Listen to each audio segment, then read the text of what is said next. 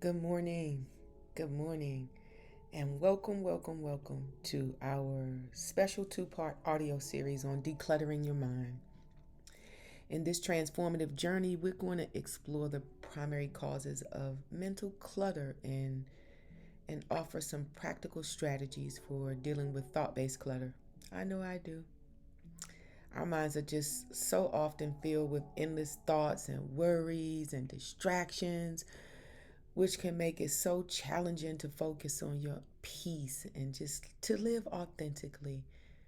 So, understanding the root cause of mental clutter is really the first step to creating a clearer, more balanced mind. In the second part of our series, we're going to delve deeper into some effective techniques and exercises to help you manage the declutter of your thoughts. And it's going to allow you to experience greater clarity, calm, and presence in your daily life. So, listen, we invite you to use this information shared in this series as a powerful tool to support your human experience. And we hope that it fosters a deeper connection with yourself and it enhances your overall well being. So, whether you're new to mindfulness and decluttering practices or looking to deepen your understanding, this series offers some valuable insights and practical guidance for everyone. So, I'm so glad that you're here. Just sit back and relax and take some notes as well. It's going to help you. It has certainly helped me. So, when we think about the word decluttering, it doesn't just always apply to housekeeping. In a household setting, decluttering refers to like cleaning, general tidying, and eliminating things from your home that could be useless and obsolete. But the same concept can be applied to your mind. It's the process of lowering the burden on your mind by eliminating unnecessary worry and thoughts. This can be accomplished by making changes to your life and to your thought processes. Although clutter is always caused by your mental processes, external events can serve as triggers. Eliminating the triggers is a powerful way to declutter your mind. But you can also have ineffective habits for dealing with stress and boredom and uncertainty. Excessive thinking can be another form of mental clutter. It uses valuable resources and it drains your ability to focus. I know sometimes I overthink everything. I have learned to be in observation mode. I am practicing that instead of analyzation. So, overthinking everything. Your environment is also another possible source of mental clutter. A cluttered environment is really conducive, or it isn't, I'm sorry, conducive to a calm and relaxed attitude. The people in your life can also cause your mind to clutter. So think about that. There are many ways that you can clutter your mind. So it's important to address, excuse me, every possible cause of it. So let's look at the primary causes, like we just mentioned. Environment is one. Your environment includes your home, your work, and everywhere you are. You wherever you spend the most time. And most of us are spending the most time in two places, home and work. So avoid underestimating the impact of your environment and how it can, add to mental clutter. Consider removing environmental clutter, which can cause a positive effect on the clutter between your ears. So cleaning your office, it won't trigger feelings of sentimentality, but decluttering your home will. The most important criteria when deciding whether or not to keep an item are: do I love it and do I need it? Do you love it and do you need it? If you answered no to both questions, get rid of it, scrap it, put it in the trash can, give it away. If it's trash, if it's something that you would keep for yourself, then and you want to get rid of it, donate it. Keep things in circulation. Just donate it to someone else. Sentimentality is a strap. There's no reason to keep your plastic prom corsage from 1986. I mean, I did that. I kept everything, a lot of things. If it spends its entire life in a box in your garage, then what does that matter, right? However, there are worse offenses in the universe. Just be aware of your tendencies of sentimentality to contribute to your environmental and your mental clutter. Declutter your home and your work environments first. Tackle one room at a time.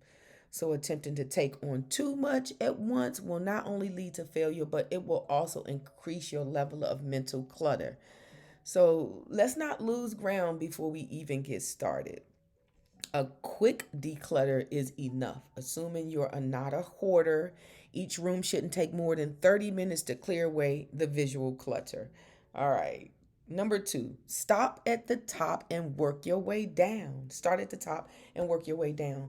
Look at anything hanging on the walls. Do you love it? Do you need it? If not, sell it, get rid of it. Number three, go through any closets, drawers, and shelves. Repeat the same process. Do you love it? Do you need it? If not, get rid of it. Finish the room. There you go. Consider the furniture, the books, items under your bed, your clothes, and so on. Every single item should be considered for elimination. Be ruthless about this. You don't use 90% of your possessions. You won't miss them. Most of us are holding on to something that we want to possibly pass on, but really it's a burden for people who are left after you make your transition to have to clean up your clutter. So if you're thinking about that, clean your clutter in that way. Start to declutter now and then complete the rest of your house. Get in your garage, refrigerator, under the sinks, in every location. What about all of those different tiles that you have? And somebody gave you this and that. Do you need it? What about your shoes? How many pairs of shoes do you have? Are you wearing them all? This is a time to circulate, put things in circulation because there are some people who don't have shoes. So I had to think about that. So focus on one room per day. Don't overwhelm yourself.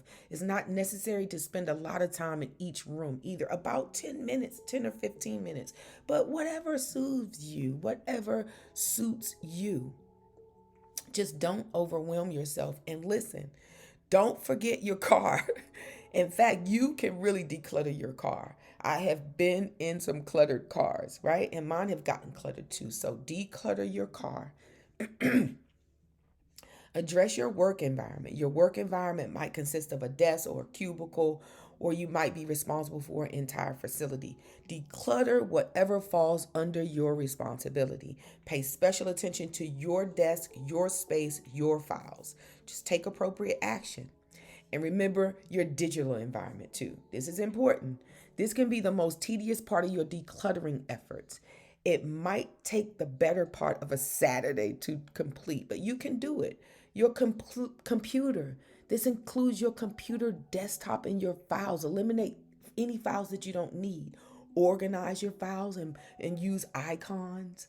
I've been doing that. It really helps, but I've been really overly organized. I have to give myself permission to allow a little clutter in my life.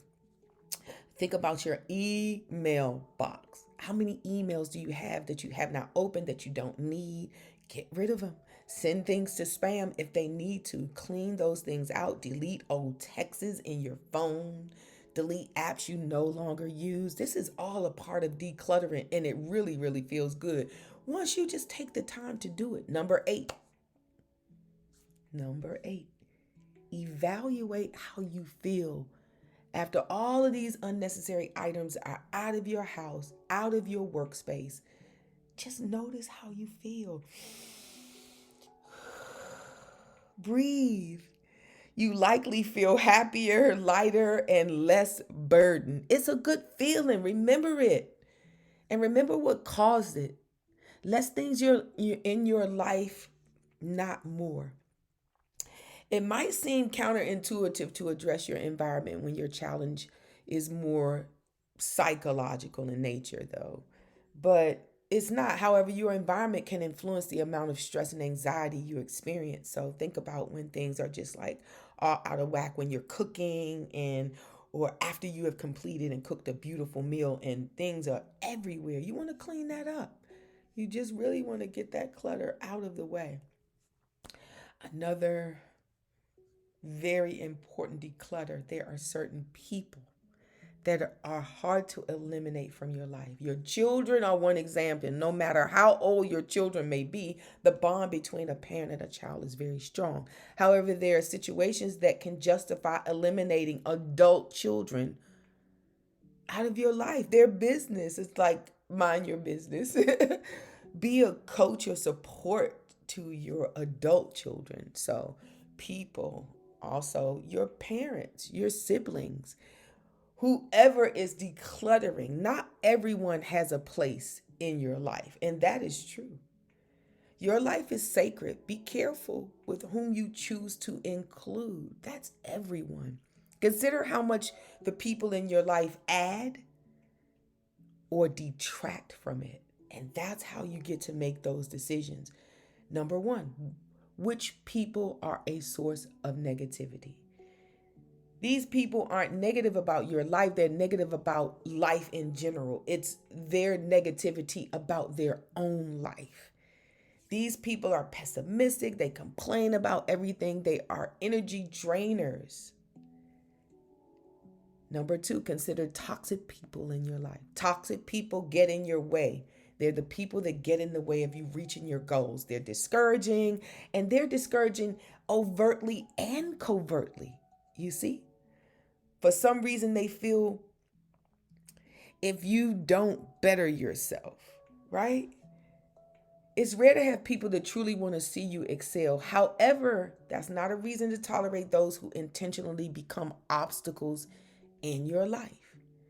If it's a close friend or family member, first have a frank discussion. If that fails to have an effect, then show them the door. You get to choose who is in your life, and you can be at peace with that as well. Number three, friends from another time. It may be an old college friend or old co-worker of 20 years. Do you have anything in common besides the past? Think about that. Do you have anything in common besides what was in the past? Are you guys on the same frequency now? How much enjoyment do you receive from them? Think about it and just make necessary adjustments. Unfamiliar social media pals. You know these people, they're your Facebook friends, they're your Instagram friends, your TikTok friends. Do you need to see the birthday pictures of their grandchildren? That's up to you. It's up to you. If you're using social media to promote your business, the more the merrier. If you're using it to connect and to gather the resources that are there, if you are using it as a means to have a connection but to fill a void, and so you pick up all of these different unfamiliar friends, then you need to consider necessary cuts in your life. Okay? Number five, think about the people at work. You have fewer options here, right? Because we have to work around the people we work around. You might be able to eliminate those troubling you, the people that are troubling at work for you. But even if that's not easy in today's day and age, you can find another position within the same company, maybe, or at another company. Think about if you are having joy where you are. If everybody is around you, and it declutters your space or you can't breathe in that space, then you think about creating another space for you with another company. And listen, you can always send love and light to people who are decluttering your mind, the people that are troubling. And another thing is also to just kind of look at yourself. Always, kind of go within to see how you're mirroring that troubling person. All right, so far, not everyone deserves to be a part of your life. As far as anyone knows for certain, you only get one chance, right? So ensure you're not allowing people around you to lower your quality of life, lower your frequency. Keep high vibes. Keep your vibrations high and eliminate those people that are unnecessary. Right? Make room for people that will contribute happiness. Make room for people that you're going to attract in your life. As long as your vibrations, you could, because we're all matching the energy and vibrations of other people. right? Another thing we have to consider are distractions. Distractions can be clutter in themselves. That's the news. We are distracted by matrix things, right? The news, entertainment, what's going on in Hollywood.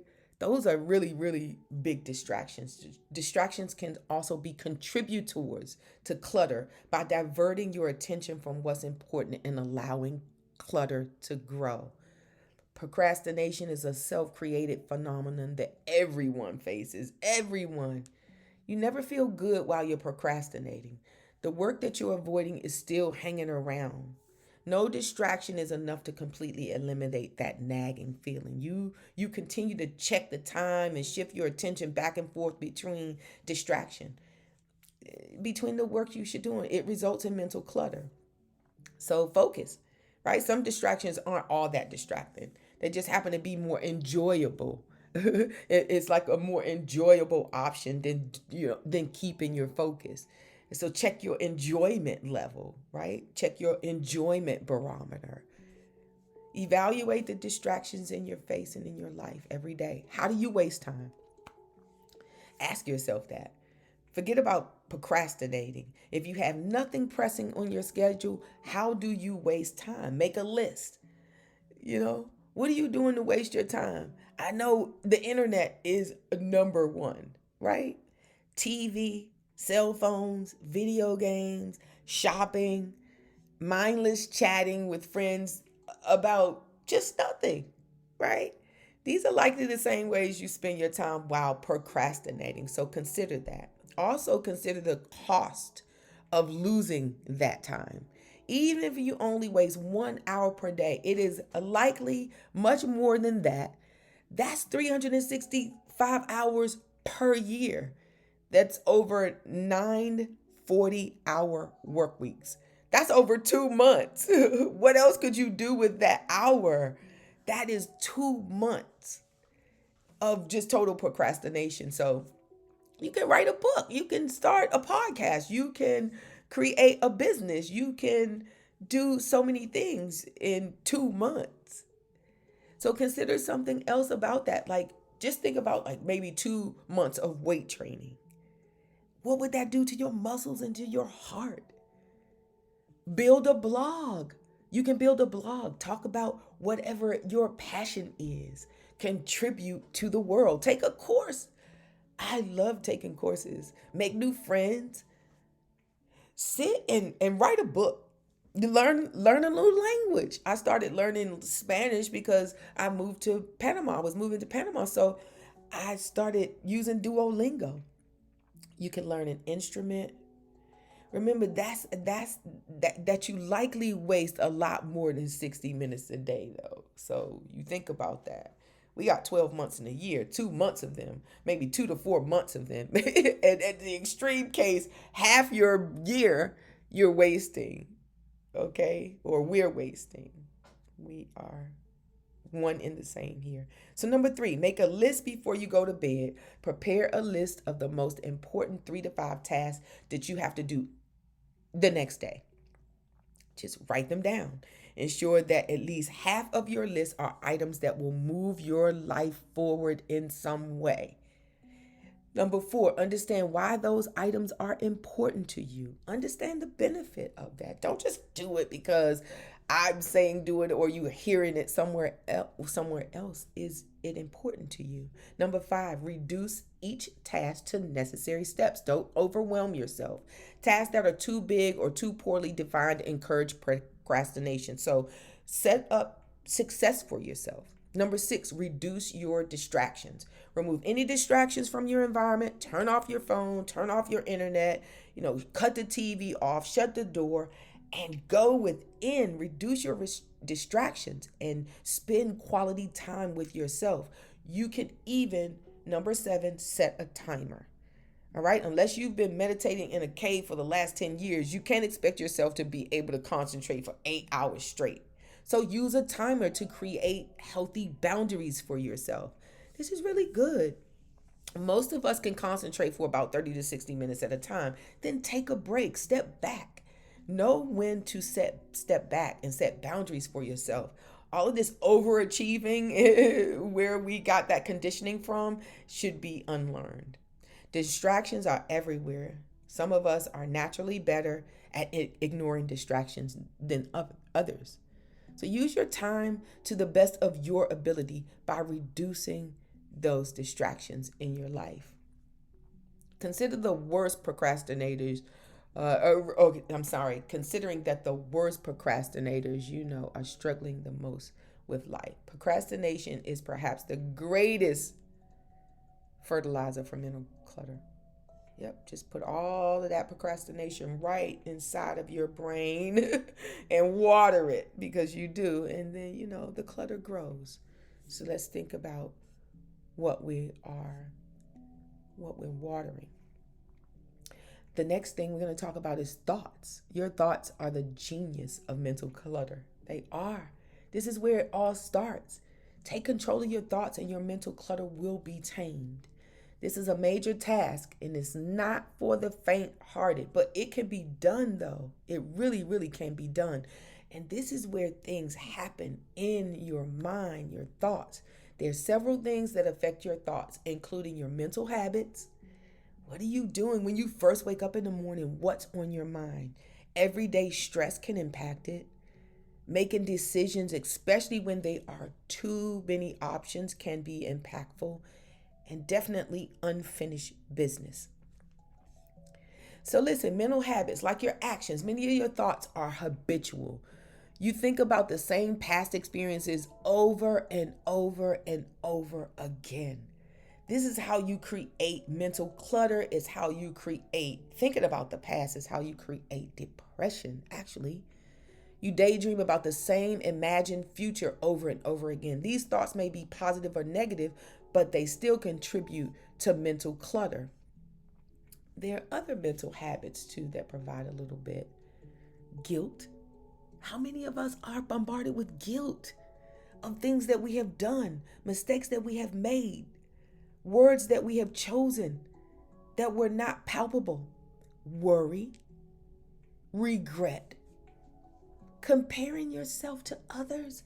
How many times have we compared ourselves to others? You matter just as you are. Gaining self-esteem by pleasing others. Are you a people pleaser? Mentally checking out when faced with stressful situations, right? That's we can mentally check out when it overwhelms us. Worrying about what other people think. Expecting the worst. How many of you expect the worst to happen? Because it will if you expect it. If that is in your mental reservoir, you will think the worst will happen, and it will. And also thinking about the past over and over, thinking about the past and ruminating over the future. When you think about the past, here's a mental health plug, it creates depression. And when you think about the future, it creates anxiety. Center yourself. Contemplate whether you struggle with any of these negative mental habits. Those are negative mental habits. And if you are struggling with that, there's help. Change those habits around. We're going to have some, different techniques that you can use. Everyday stress. This is a big one. Your mind fills with clutter as your stress level increases. Everyday stress. Your thoughts become less controlled and more negative. It's not surprising that many serious mental health issues are often precipitated by stressful events. The level of stress that you face each day is relevant to the amount of mental clutter you have. It's often the accumulation of little things that have a significant impact. It's traffic, it's late bills, it's a runny nose, it's an annoyed spouse or loved one or partner. It's a broken shoelace, it's a flat tire. Yeah, it's so many things. It's missed appointments, it's my alarm didn't go off. Too many smaller stressors can be just as stressful as large ones. It really is. Decisions. Making a lot of decisions can really wear you out and create mental clutter. There's a reason why Steve Jobs, Barack Obama, and Albert Einstein limited their daily wardrobes to just a few items The elimination of choice. Listen, when you're faced with too many decisions and too many choices and options, mental clutter grows. Studies also show that making decisions decreases your ability to make additional decisions. So eliminate as many possible decisions as you can each day. Keep it simple. That's what life is all about, keeping it simple. This is one a good thing about habits. Habits do eliminate the need to make a choice. Stick with the same healthy breakfast and take the same route to work each day. But if you are an explorer, though, right? If you explore, you want to explore, then you choose to go a different route to get to the same place. I'm not saying that this is an all inclusive series, but generally, in overall speaking, use habits to your advantage and save your decision making muscles for important decisions. They're bigger fish to fry in this thing here. Unfinished business is another one, often the result of procrastination or indecisiveness is unfinished business. It takes up valuable mental space. It's the phone call you need to make. It's cleaning out your storage unit. It's finishing your taxes. It's getting the oil changed in your car. It's the unfinished business that we have to tend to. These things can seem trivial in short term, but there's a price to be paid each day. You see? Notice how much better you feel when you complete these responsibilities. So, yeah, I mean, you really need to think about completing things. Unfinished business is not my forte. I have some experience with it, but I am really on the opposite of that mental clutter that I have created for myself. Dealing with thought based clutter. That's going to be the second part of the series. Dealing with thought based clutter. So I would like to thank you so much for hanging out with me today as I talked about opened up for decluttering your mind. We will see you next time. Take care.